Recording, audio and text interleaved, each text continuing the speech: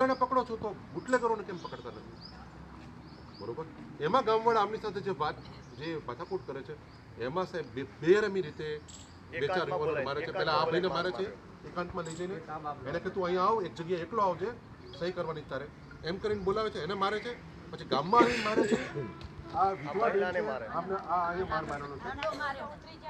આ રાત્રે એમને અહીંથી એમએલસી પણ રાત્રે કરાવ્યું છે અને રીતસર હવામાં રિવોલ્વર કાઢીને આ લોકો આખા ગામને ડરાવે છે. ગાળો બી બોલે.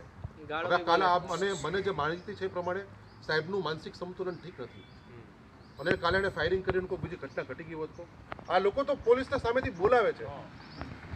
કોઈ ગુનો નથી કર્યો તો સામેથી પોલીસને બોલાવે છે કે ભાઈ અમારા ગામમાં ગુનાહિત પ્રવૃત્તિ થાય છે એને રોકવા માટે બોલાવે છે અને એની ઉપર પોલીસ હિસકારો હુમલો કરે.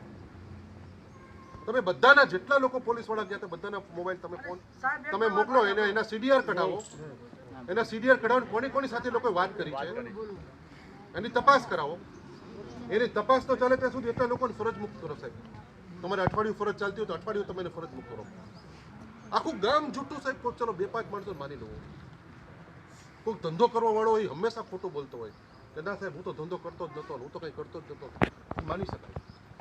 આ બધા આ ગામનો સરપંચ ખોટો, આ બધા આખું ગામ ખોટું છે. આ બધી બહેનોને શું લેવા દેવા છે?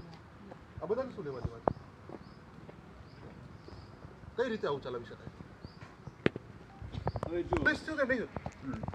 ગુનેગારો ઉપર ખોફ પેદા કરે, ગામ લોકો ઉપર ખોફ પેદા કરે.